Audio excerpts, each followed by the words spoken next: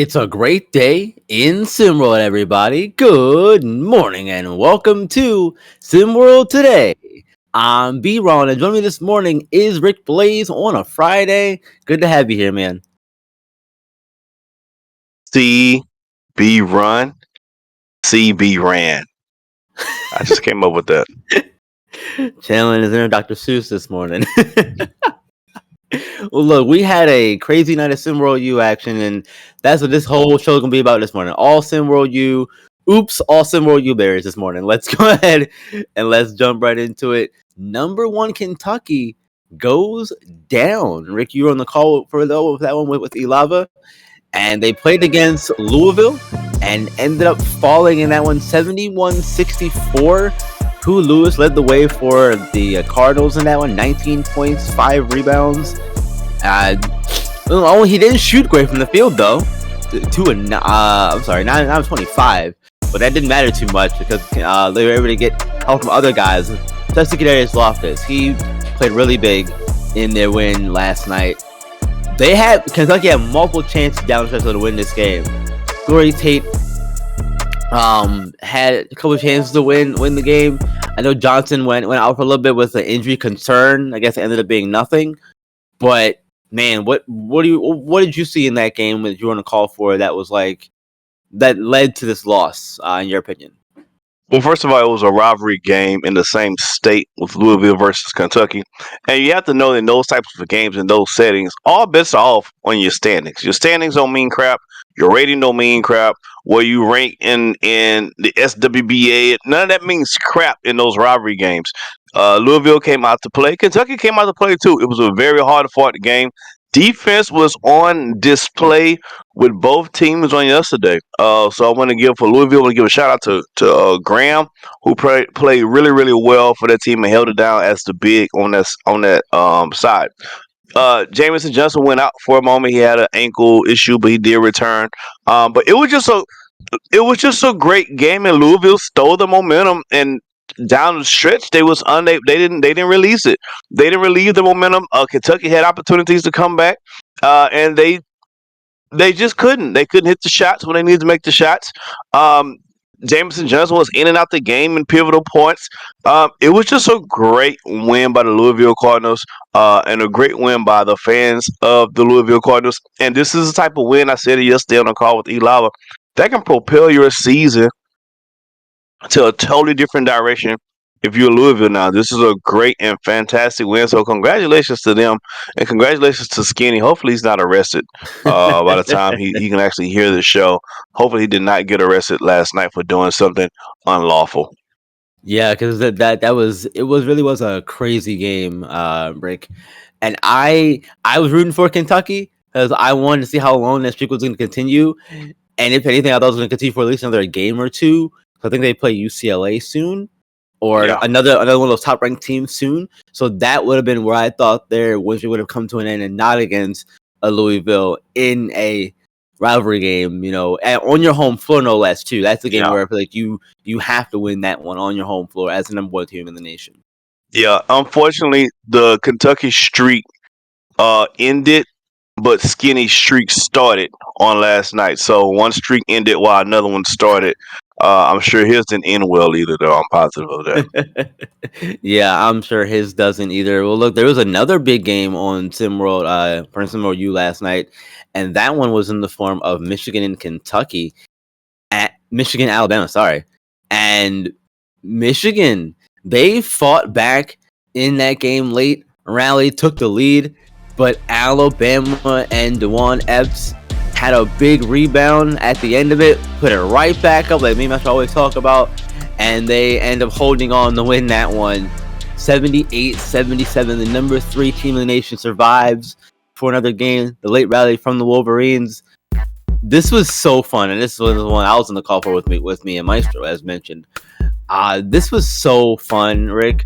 It looked like for a little bit though that no matter what Michigan did, though, they weren't able to get it past 10 in the second half, especially, but didn't end up mattering too much because they did get back in the game, but wasn't enough. Yeah, great game. Alabama found a way to squeak it out. Shout out to Michigan for who had a good comeback in the second half. They outscored the Tide in the second half. But hey, man, sometimes you win them pretty, sometimes you win them ugly. But in the words of Al Davis, just win, baby. And so Alabama just did just enough to get the win. I still don't think Michigan deserved to be in the top 20 with just one win on the season, but they at least had a really good showing last night to say, hey, we do deserve to be somewhere in this AP top 25. Now, unfortunately, they're going to drop down with the loss, with two losses, so that's going to look weird too. But only one will win, so go figure. But at the end of the day, roll Tide. Yeah, look, and I was listening to the No Missed Calls episode before the show this morning, and Yells was saying how it wasn't a great win for Alabama. Yeah, they won the game, but it wasn't a great win. They probably won't be number one because of how they ended up winning the game. What are your thoughts on all of that in particular? I'm really curious to get your thoughts because we're gonna have a shakeup here, I'd imagine, with the rankings once they come out Yeah, on Sunday. yeah. So I look at it like this with the rankings. It depends on your perspective, right? If you think about wins and losses, just strictly about who's won, who's lost, then to me, Kentucky is still number one. Because at the end of the day, they still only have one loss. No one else can claim that as much. But Unless if you're you think Alabama about, or Duke. yeah, unless you're Alabama, do don't want it right. If you're looking at who lost last, then Alabama has a chance to get up, Duke has a chance to get up, and Kentucky has a chance to drop. So I think it depends on your perspective. In my opinion, should Kentucky lose their number one seeding after last night's game? I would say no. It's a rivalry game. Kentucky, Louisville was ranked. They were in the top 25 ranking. It's a rivalry game. I mean, it is at home. I do take home losses. I do feel some kind of way about losing at home. So maybe Duke jumps over them, possibly. I don't know. I'm not part of the AP top 25. Thank God I'm not. Because that's going to be some tough decisions between the 1, 2, and 3 slots and how you slot them. I guess if I had to, I would say maybe. Does Kentucky drop to 3? I don't know.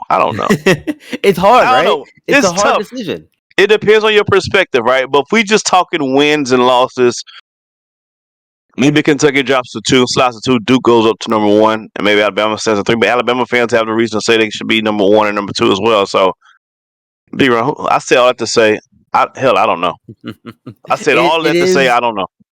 Look, I will agree with you. It is a very hard decision, and I think the voters are going to have a long discussion about that one in particular, though that top 3 spots in particular this week. Because normally, when a number one team loses, they drop in the polls. That's normally what happens.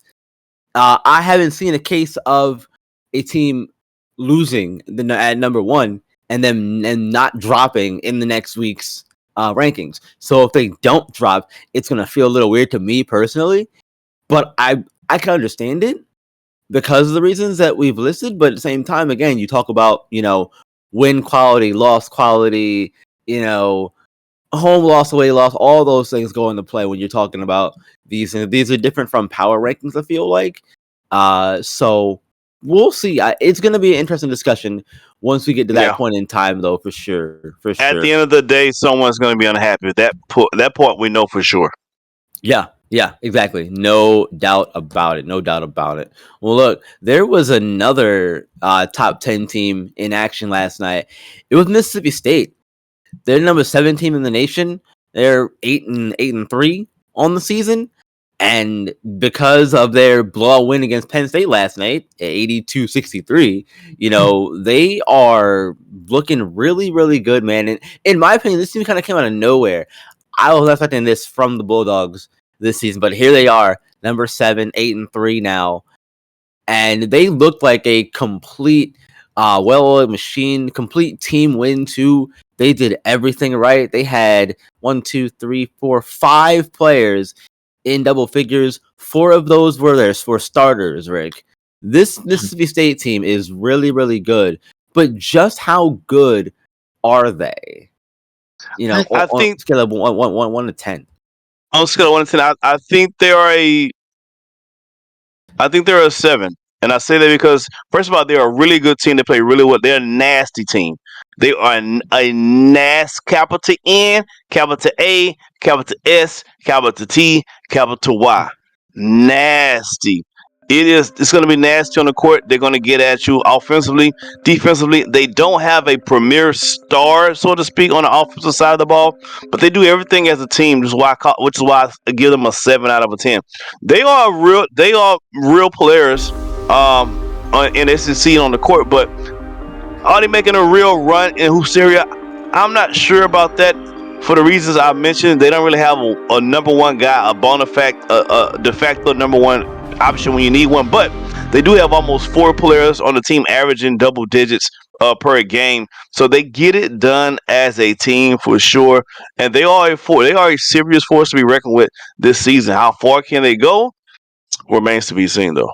But they're nasty. I mean, they are put milk inside of soda water nasty. That is honestly disgusting. That's honestly disgusting. I don't so they're like disgusting that at all. then. They're not nasty. They're disgusting. That at all. No, thank you. When we was kids, if you lost a bet, that would be what you had to do. And drink that. Like, disgusting. You better not lose. That's the sip. When I think about milk in the soda water, that's the sip. Look, I agree with you. I do think they're, 7 out of 10 on that scale, Rick. They're really good. I really like the pieces they have over there, especially Terrell Pearson, who just continues to, play big in moments as well. This team is another one where I feel like they could sneak up on you come tournament time, Rick. I think that's what it is for me about this Mississippi State team. They have the talent. Because they don't have a de facto number one guy, in my opinion, it makes it more difficult to game plan for them because you have to worry about so many people on the team. Terrell Pearson, Trey Skeens, Darwin Cohan here. There's so many guys on the team you have to game plan for, try to anyway, and stop that. If 1 or 2 of them get going and the other 2 maybe chip in a little bit here and there, that's enough for them to have a blow win and surprise you. So I think that this Mississippi State team is scary. And they could surprise people come tournament time. It wouldn't surprise me to see them at least make it to the Sweet 16 stage. If I can throw that out there right now. So Mississippi State in the Sweet 16. You calling your shot? Yeah. Okay. I'll call that one. I've heard of all the things, so that's not as wild.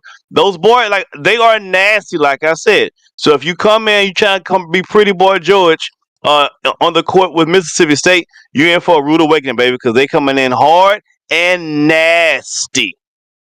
100%. Well, look, let's get to our SimWorld U wrap up, shall we? Because we got one more thing to go through this morning.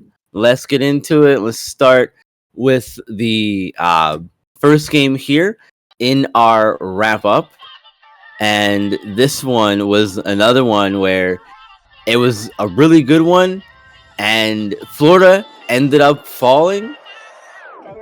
And this is a game where, they had some changes to make, and it just didn't happen for them. Next up, we have Florida State. Florida State ended up falling at home. Might have fallen. Hope they get up soon. Yeah, hopefully they can. Florida State won that game. Iowa State and Richmond ended up getting the win 71-67. And then you have TCU and New Mexico. Ireland early came alive in that one, late again, showing off his clutch team. 22 points in the win, 79-62.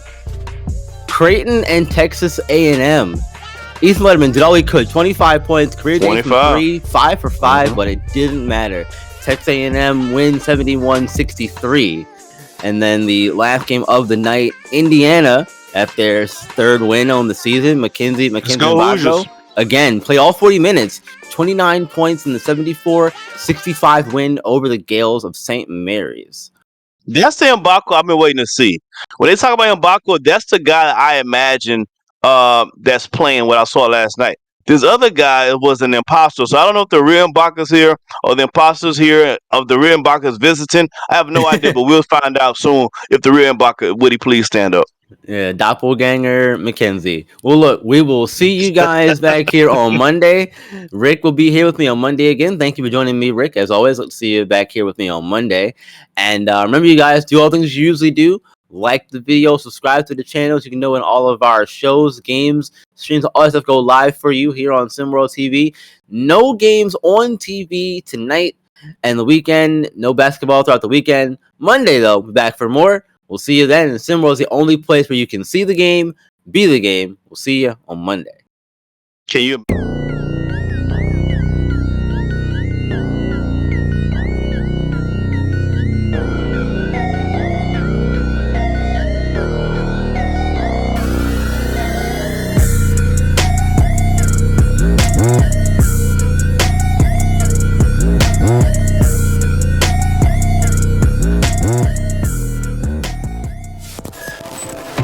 This has been a presentation